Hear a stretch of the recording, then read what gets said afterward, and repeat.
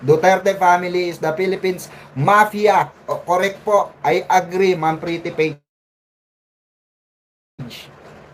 Natin sinasabi yan, lagi po natin sinasabi na ang pinakang malaking mafia na binangga ni Pangulong Bongbong Marcos ay ang pamilya Duterte na bangag. Oo, yung pamilya Duterte bangag, yan po yung pinakamalaking mafia no na nasabat at binangga ng ating mahal na Pangulo. Pansinin nyo, 'di ba? Si mahal na Pangulong Bongbong Marcos lang ang may lakas ng loob banggain sila. Bakit? Hindi nila kaya kasi ang talino ni Pangulong Bongbong Marcos. Hindi nila namamalayan, 'di ba? Hindi nila namamalayan, unti-unti na silang nauubos. Kasi bakit? Kasi bakit? Tahimik eh. 'Di ba? Sabi nga ng mga matatanda, sabi ng matatanda, mag-ingat ka sa taong tahimik, hindi sa taong maingay. PMA, Saresa for shoutout. Ayan, jajakitan kita. Ayan. May jacket na po kayo, PMA, Saresa Force family natin. Shoutout po sa inyo. Salamat po. Oy, Chay. Shoutout sa iyo, Chay. Si Chay ba yan? Ayan, nandiyan pala si Chay Chair. Shoutout sa iyo, Chay Chair, Ayan, Saresa Force family, shoutout. Viola, I am Batman, ayan na, admin VMB, Eduardo, ayan, jakitan ko rin itong mga itong pamilya natin importanteng may jacket ang pamilya natin, di ba?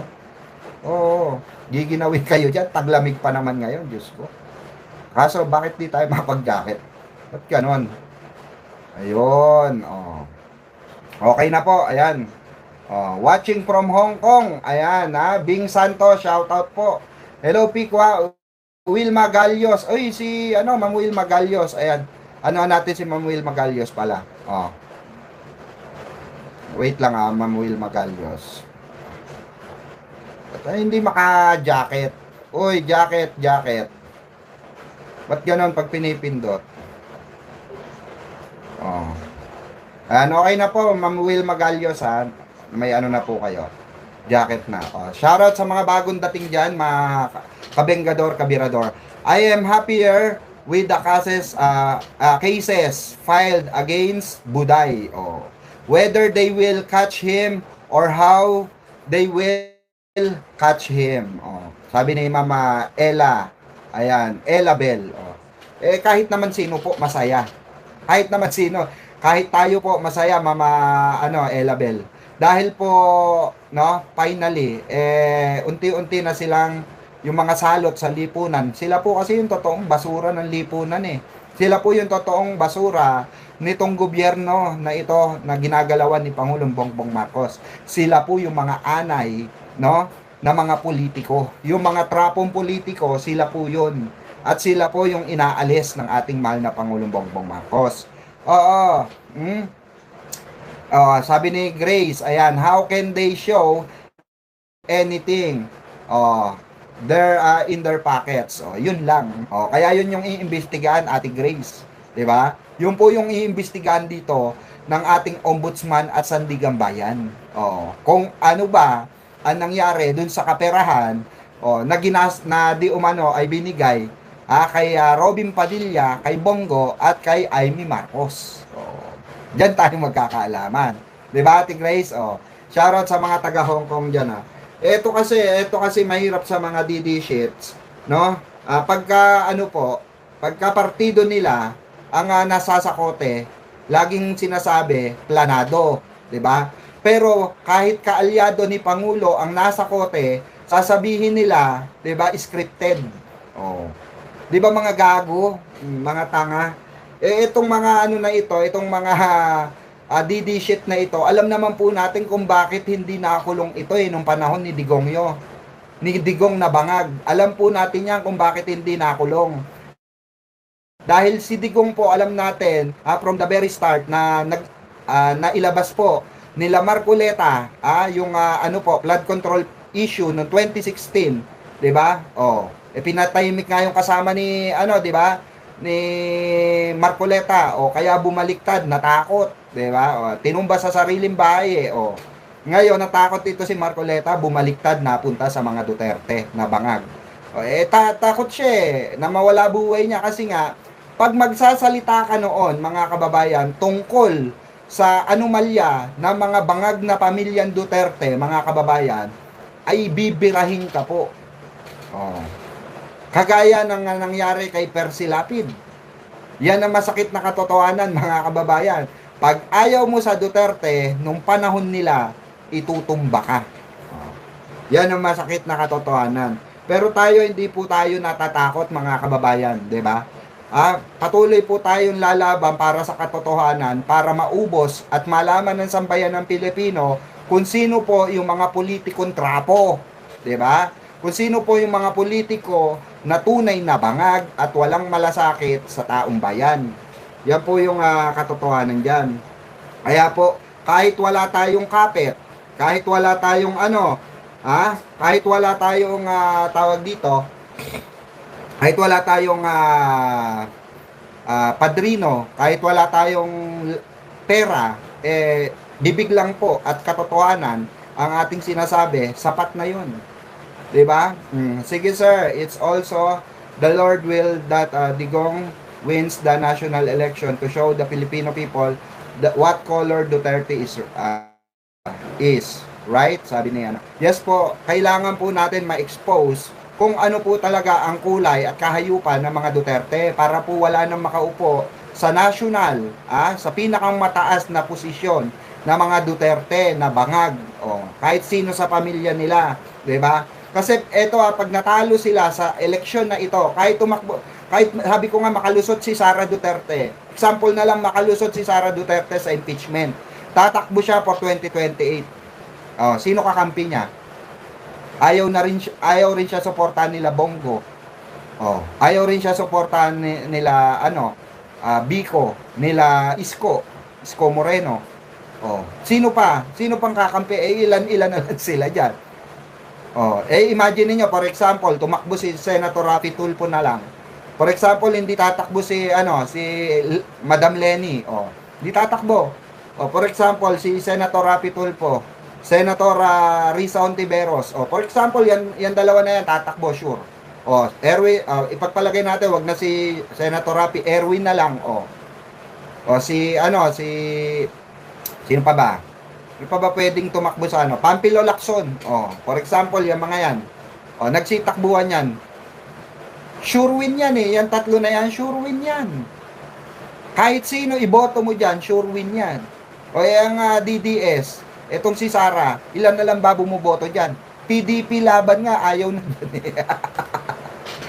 Inayawan na nga ng PDP laban yan eh. Di ba? Sir Pikwa, our nose is bleeding. With the comment section, auto translation. No problem. Use dictionary when it comes to Ito naman si Ma'am si Eduardo talaga. Wag don't make me English here because our English it's so complicated eh.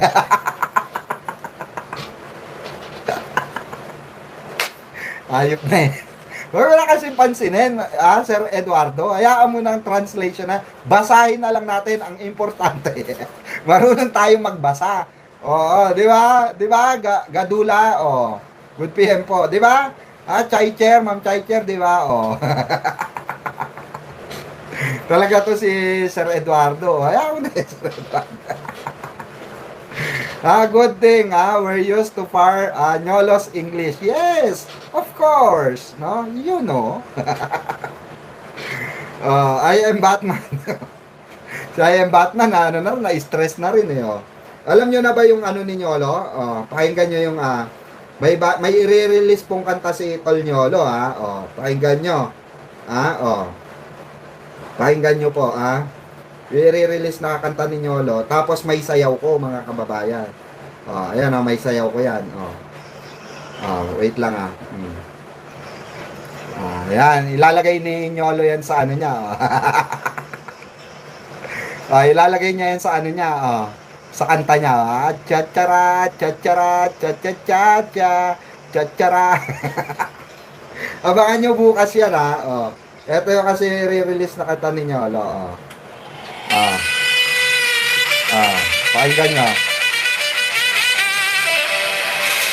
Hindi, ayan, ako po yon, ako yon. Admin Eduardo. Yan yung gagawin na kanta.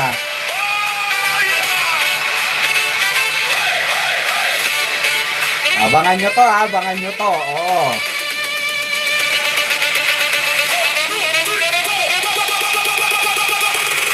Maganda to. Bagay yung sayaw ko, di ba? Oh.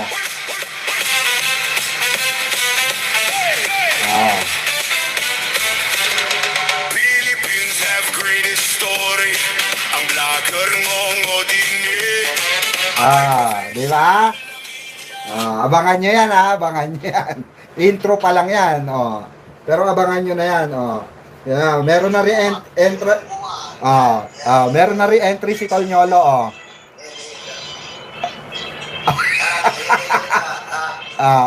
Choreographer, di ba? Choreographer, di ba? Ganun-ganun lang ta. Alay ko. Sabi sa inyo, choreographer na. Si Tolnyolo, eh. Composer, choreographer, lahat na inangkin na niya. Ang cute ni Tolnyolo sumayaw, no? Tignan, panoorin ulit tayo. Tolnyolo, play ko lang, ha. Pakita ko kung gaano kakalupit na choreographer, Yan. Ay.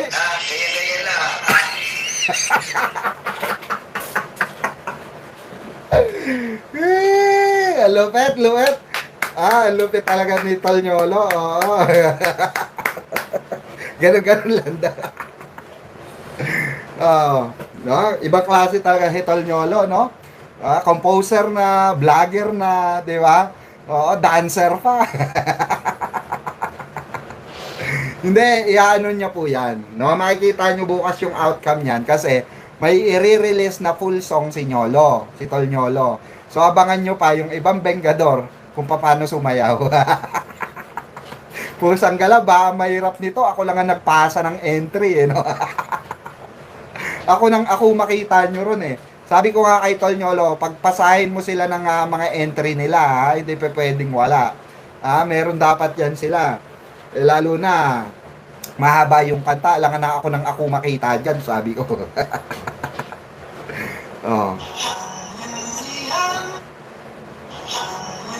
Ito ata, entry ata to ni, entry ata to ni Tol Chris.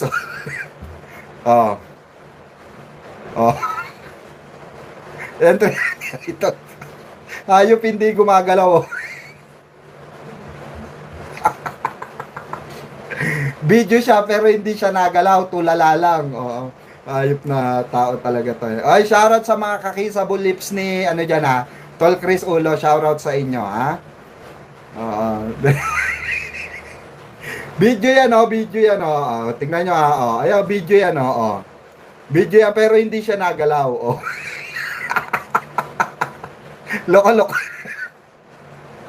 Yan yung entry niya ata yan. Entry niya dun sa video. Ayop na. Aray ka. Ang short ng pangako na. Shoutout sa mga kakisable lips dyan ni Tol Chris, Sabi na naman ni Tol Chris tayo na si Pikway, inaaway na naman ako.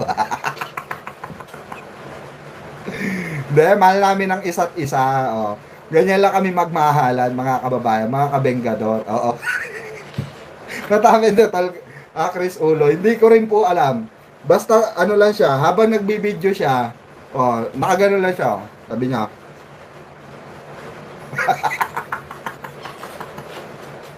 Ewan ko dyan, alam niya na, may gano'n yan, di ay, may hanggang pa nga yan, gano'n lang, di ba? Nagbibideo yan, gano'n lang, Tapos, lalabas lang yung dila.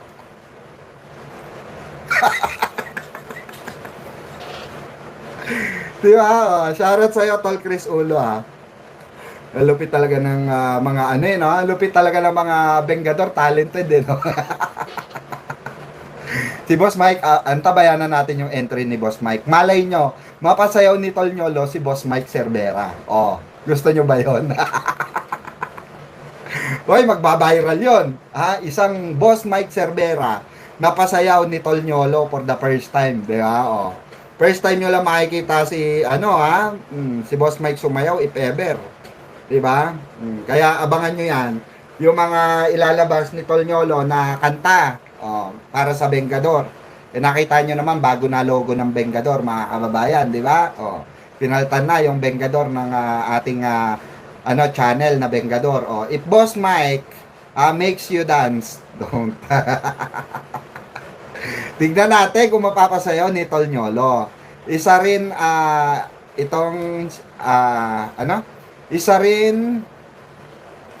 itong si Boss Mike. Abangan po natin, no? Level 89-89.